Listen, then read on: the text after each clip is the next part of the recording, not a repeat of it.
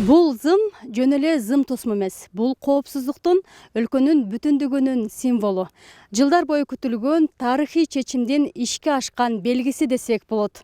Баткен облусунун тургундары үчүн бул тосмо чек араны эмес, тынчтыкты, тынч укуктаган түндү тосуп берди десек болчудай. Байладыңарбы корозду? Идрис.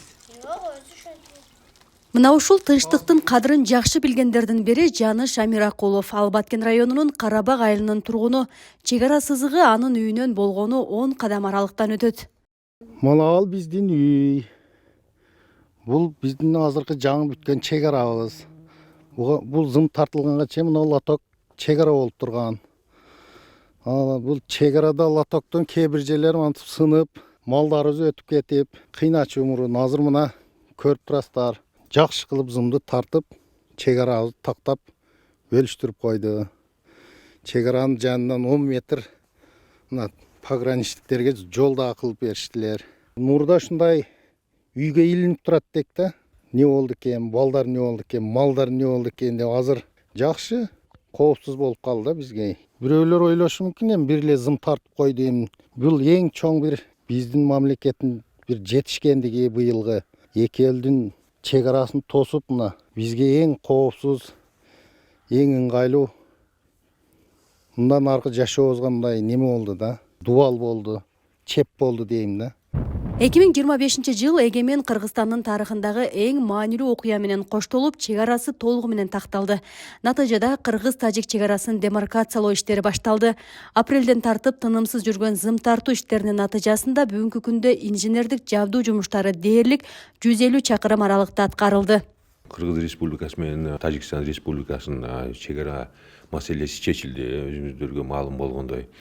Бизде 708 километр чек арабыз болсо Тажикстан Республикасы менен анын ичинен 420 километр инженерлик тосмолор менен тозулуш керек. Азыркы күндө 150 километр инженерлик тосмолор курулду. Эмдиги жылы Кудай буйрса толугу менен Кыргыз Республикасынын чек арасын тосуп чыгабыз Тажикстан Республикасы менен.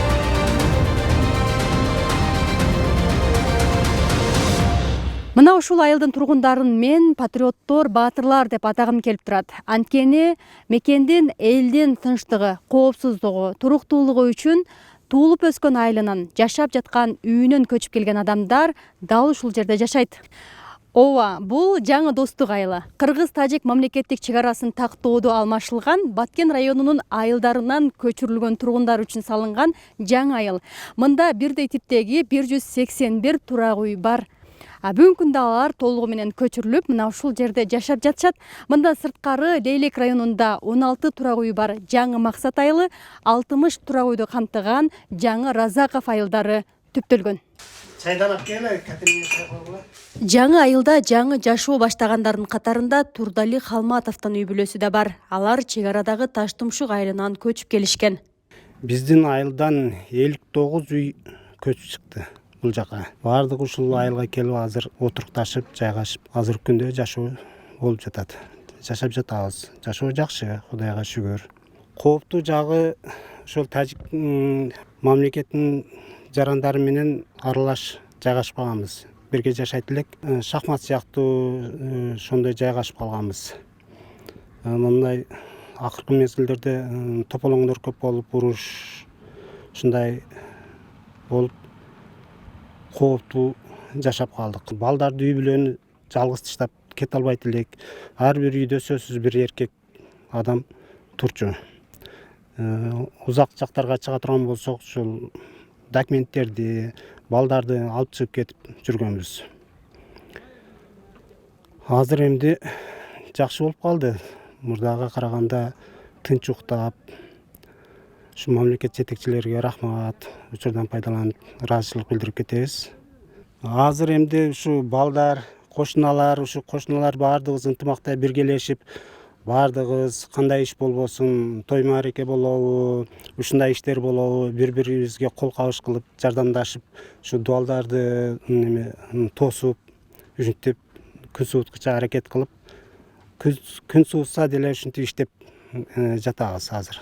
Ар бир Жаңга өзүнүн туулуп өскөн жери, ата мекени ыйык, жүрөгү ооруп турганы менен мамлекеттин кызыкчылыгы, элдин кызыкчылыгы үчүн деп ушу эл жерибизди таштап келип ушул жерге жайгашып отурабыз.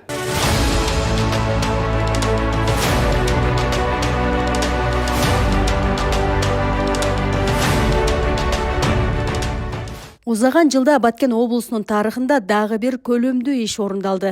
Алыскы жетүүгө кыйын болгон Зардал айылына баруучу жол салынды. Өлкө башчысы 2024 жылы толуктар менен жолугуп жатып берген убадасы аткарылды. Сарытала Кызылташ Зардалы жолу 1 жылда бүтүп, жыл тогушо оралды. Автоунаалардын каттамына уруксаат берилди.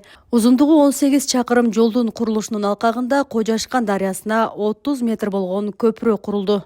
Бүгүн Баткенден Зардалга келе жатабыз.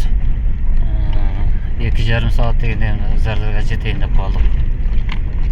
Бизге бул унаа жолу салынганы өтө жакшы болуп жатат.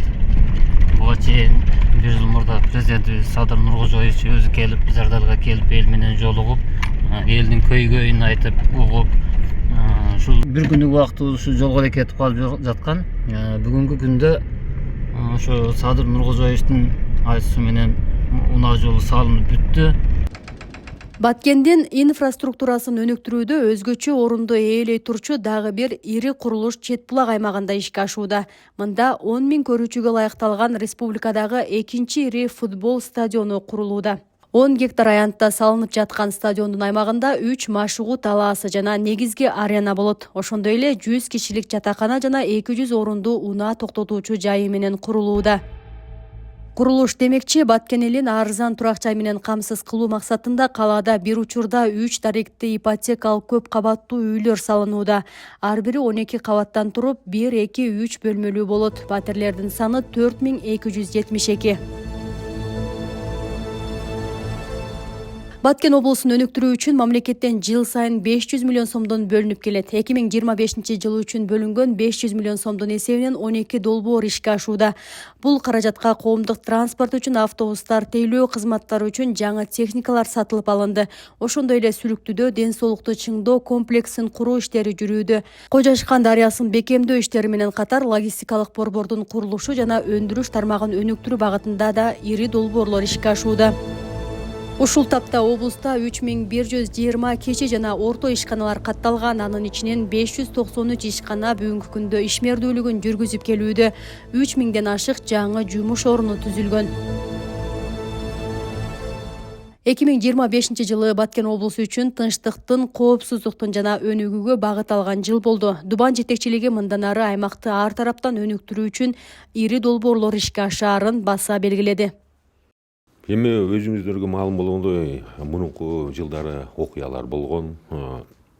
Тажикстан Республикасы менен көбү Баткен облусунун тургундары алгачкы чек арага жакын жайгашкан айылдардан баары миграция болуп кеткен. Миграцияга Бишкек шаарына, Чүй облусуна, башка областарыбызга кеткен. Азыркы учурда чек ара маселеси чечилгенден кийин биз аракет кылып атабыз миграцияны токтотуш үчүн. Жарандарыбызды Баткен облусунун тургундарын кайра алып келүүгө, жумушчу орундарды түзүп, аларга мындай айтсак, шарттарын оңдоого миграцияны токтотушубуз керек да. Шарттарды түзүп берсек, миграция да токтойт, элибиз кайра келет да Баткен облусуна. Коопсуз жагынан маселе жаралбайт. Жашаш керек, өнүгүш керек. Чек ара маселеси чечилгенден кийин Баткен облусунда ири долбоорлор каралып атат азырынча. 2025 жылда бул жылы биз долбоорлорду даярдап, 2026 жылга Кудай буйрса ишке ашырганга аракет кылабыз. 2025 жылы Баткен, Кадамжай, Кызылкыя, Разаков шаарларынын инфратүзүмүн оңдоого да өзгөчө көңүл бурулду. Бир катар сейил бактар оңдоп түзөөдөн өтүп, пайдаланууга берилди. Алсак Тубандын борбору болгон Баткен шаарындагы 2 парк үчүн 137 миллион 481 миң сом жумшалган. Учурда эс алуу парктарында соода павильондору, амфитеатр, фонтан, шахмат ойноочу жай, санитардык гигиеналык түйүндөр, балдар ойноочу аянт, машыгуу жайлары, тротуар жана велосипед жолдору курулган. Ошондой эле жер астындагы электр, суу жана канализация тутумдары жаңыланды. Миңгүл Көчөрова, Абдрашид Саттаров, Баткен облусу.